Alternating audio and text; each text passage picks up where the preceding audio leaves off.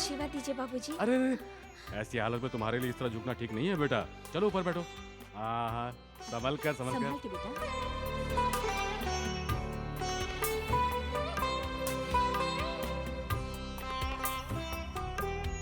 ये क्या शिवराम सिंह जी, इतनी देरी से आ रहे हैं आप? हाँ आइए आइए। दूधो ना पूतो फलो।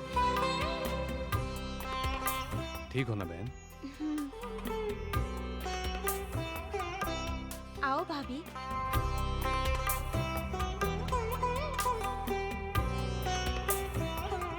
ये क्या भाभी, तुम्हारे पास अच्छी साड़ियाँ नहीं है? जो भिखारियों की तरह ये साड़ी पहनकर आ गई हो? तुम्हें मेरी इज्जत की परवाह है कि नहीं? ऐसा क्यों किया आपने? हमारे हालात तो तुम अच्छी तरह जानती हो ना। कोई कुछ भी कहे मुझे उसकी परवाह नहीं। तुम्हें परवाह नहीं होगी, लेकिन तुम्हारी वजह से मैं क्यों इज्जत घटाऊं? ठीक है, अब जाओ, मेहमान मेरा इंतजार कर रहे होंगे, जाओ। तुम्हारी पत्नी ने तो कमाल कर दिया बेटा। यही तो समझ में नहीं आ रहा है। तुम्हें इतने जल्दी क्यों है? थोड़ा इंतजार नहीं कर सकती थी? आप आइए बहन जी। हम लोगों को यहाँ आने में देर हो गई, इसलिए शायद नाराज है। बेटी जानकी, तुम भी तो रस्म पूरी कर लो। हाँ। तुम इतने गुस्से में क्यों हो? गुस्सा नहीं, शर्म से मरी जा रही हूँ। जरा उधर तो देखो, मेरी गोद भराई के लिए कितने लोग आए हैं। जरा उनकी शान तो देखो। तुम लोग आए हो बड़ी रिश्तेदारी दिखाने के लिए या सबके सामने मेरी बेइज्जती करने के लिए? बेइज्जती की क्या बात है बहन? तुम्हारे ससुर जी ने कहा इसलिए कर रही हूँ। उनके कहने पर कर रही हो ये मैं जानती हूँ। नहीं भी करोगी तो क्या फर्क पड़ेगा? यहाँ बहुत लोग हैं मेरी देखभाल करने के लिए। गलती हो गई बहन, सभी लोग देख रहे हैं, रस्म तो कर लेने दो। मुझे कोई नहीं देख रहा है, तुम्हें सब देख रहे हैं। क्या करने आए हो यहाँ पर? ये तो मेरे ससुर जी का बड़प्पन है जो गोद भराई की रस्म करवा रहे हैं, और तुम लोग हो के पतियों के साथ बेशर्म की तरह यहाँ चली आई हो। गोद भराई की रस्म तो मायके वाले किया करते हैं, लेकिन तुम लोग क्यों करोगी? तुम्हें अपनी ननद की क्या पड़ी है? अब तो बेहतर यही होगा कि तुम लोग सब यहाँ से चले जाओ। चले जाएंगे बेटा, चले जाएंगे। हमें बहुत खुशी हुई बेटा। एहे, इस तरह मुंह क्या देख रहे हो? बेटी ने क्या कहा सुना नहीं? चलो यहाँ से। अरे अब ये स्वाति शिवराम सिंह की बहन नहीं रही, करोड़पति नरेंद्र वर्मा की बहू है। अगर हम लोग एक पल भी यहाँ रुकेंगे तो बहुत बेइज्जती होगी हमारी।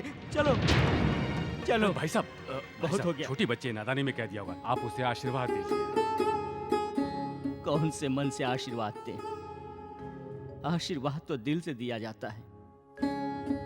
बेटी की बात से हमारा दिल ही टूट गया। आशीर्वाद देने की हिम्मत हम में नहीं है। चलो बच्चों।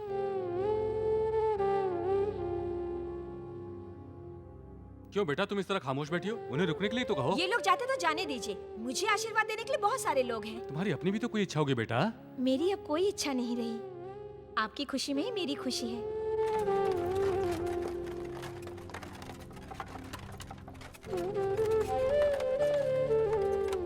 हमारी स्वाति बहुत बदल चुकी है ना भैया? बिल्कुल बदल गई है। शादी के बाद कोई लड़की इस तरह बदल जाती है, मुझे पता नहीं था। समझ में नहीं आता मामा जी, आखिर स्वाति इतनी बदल कैसे गई? तू नहीं समझेगा। अब वो नाम वाली हो गई है, बदलना स्वाभाविक है। भैया, भैया! वो स्वार्थी हो गई है ऐसा मुझे नहीं लगता। मुझे देखते ही उसकी आंखों में आंसू भर आए थे खुशी के। फिर भी उसने ऐसा क्यों किया ये पता नहीं चला। भैया रुक जाओ!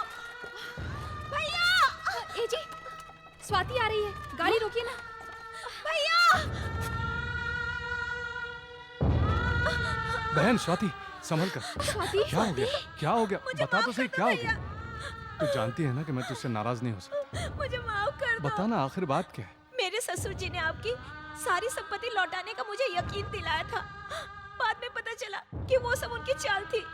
मजले भैया की शादी हमारे मंदिर में ना होकर उनके मंदिर में करवाए, इसीलिए उन्होंने मजले भैया का आशीर्वाद तो दिया, लेकिन मन ही मन में वो लोग बहुत अपमानित हुए। इसलिए उन्होंने इसका बदला लेने के लिए कोख में पल रहे बच्चे की धमकी देकर मुझसे आप लोगों की बेइज्जती कराई। मेरे भाइयों को धन दौलत प्यारी नहीं है, उनकी इज्जत उन्हें ज्यादा प्यारी है, वो मैं जानती हूँ, लेकिन मैं मजबूर थी। मुझे माफ कर दो भैया। तुमने कोई गलती की ही नहीं तो माफी कैसी? आपका आशीर्वाद मिलेगा तो मैं यहाँ भी खुश रहूंगी। मुझे आशीर्वाद दो।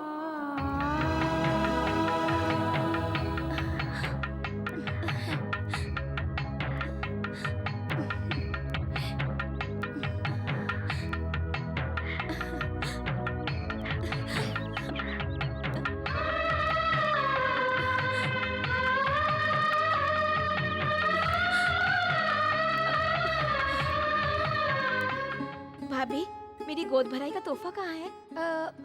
आपके हाथों से चूड़ियाँ पहनूंगी इसलिए कंगन उतार के आई हूँ। अभी लेकर आती हूँ बहन।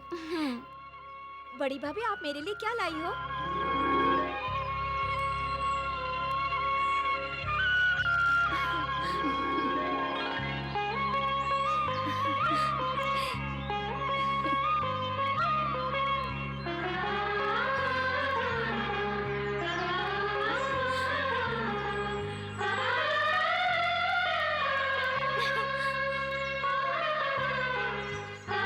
बेटी स्वाति, तुम्हारे उस बदले हुए स्वभाव को देखकर मैं नहीं बता सकता हमारे दिल को कितनी चोट पहुंची।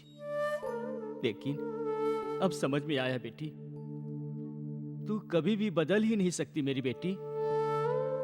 स्वाति बेटा, तुम्हारी ये बातें मैंने जब से सुनी है, फूट फूट कर रोने को दिल कर रहा है। मुझे माफ कर दो बेटी।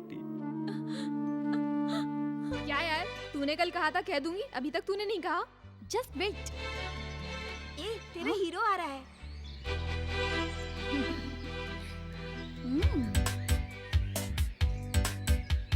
उस दिन ये मुझे पाठ पढ़ा कर गया था, आज मैं इसे पढ़ाऊंगी। रहने दे, उस दिन भी तूने यही कहा था। अब तो देखती जा कि मैं करती क्या हूँ।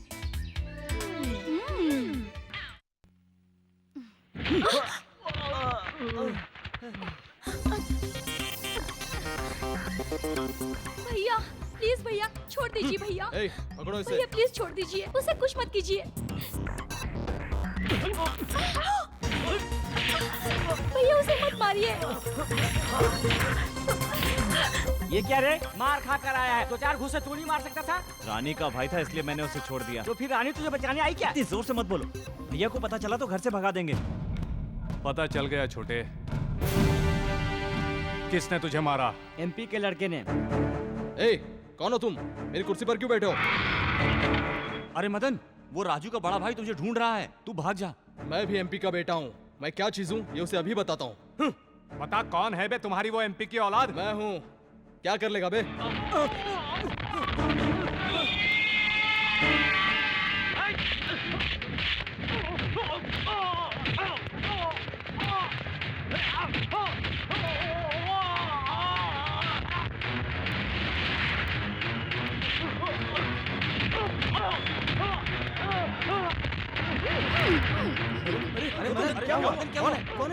कौन है वो? मारो उसे।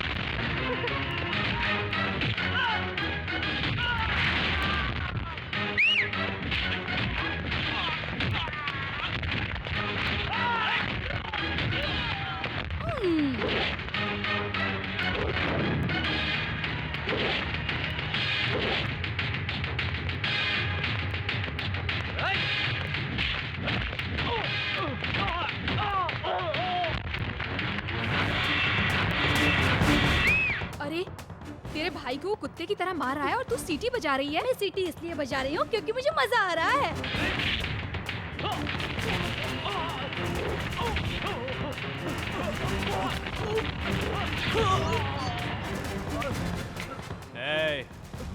एमपी का लड़का है इसलिए रौब दिखा रहा है। मेरे घर का एड्रेस मेरे छोटे भाई से पूछ लेना। तू अकेला आए या अपने साथियों के साथ आए, कलम चलाने वाले जर्नलिस्ट के साथ आए या गन चलाने वाले शूटर के साथ आए, मैं तैयार हूँ। अगर तेरा बाप पूछेगा कि तुझे किसने मारा तो बोलना शिवराम सिंह ने। उसने तुझे मारकर मुझे चैलेंज किया है। इतना बड़ा तीसमार कहाँ समझता है अपने आप को? या फिर वो किसी मिनिस्टर की औलाद है? हाँ? जिसने मेरे लड़के को मारा उसके जिस्म से खून की एक एक बूंद निकाल कर रख दूंगा मैं। मेरे लेफ्ट साइड पे भाई लोग हैं और राइट साइड पे पुलिस वाले। अगर वो गुंडा होगा तो गुंडे की तरह जवाब दूंगा, पुलिस वाला है तो उसे अरेस्ट करवा दूंगा। चलो रे मेरे साथ।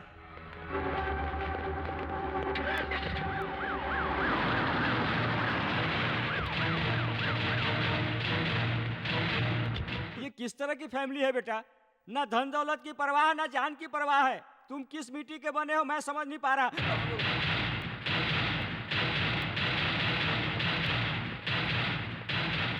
राम सिंह,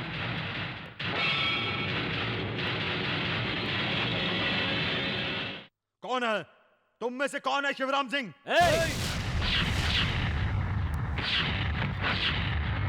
ज्यादा भौंकोगे तो गटर में जाओगे।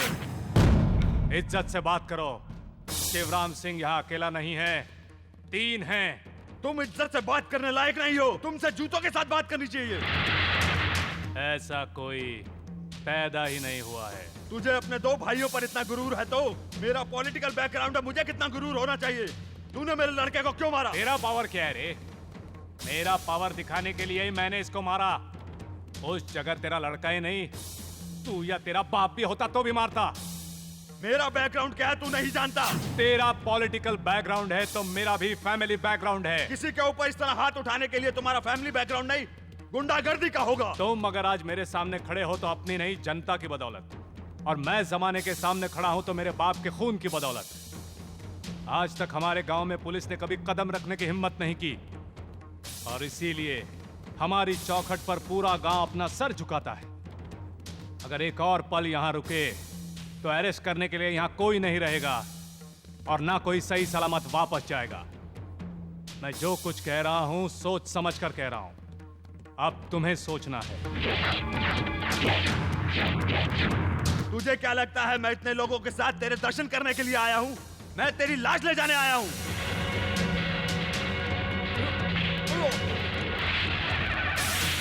ये तस्वीर यहां आप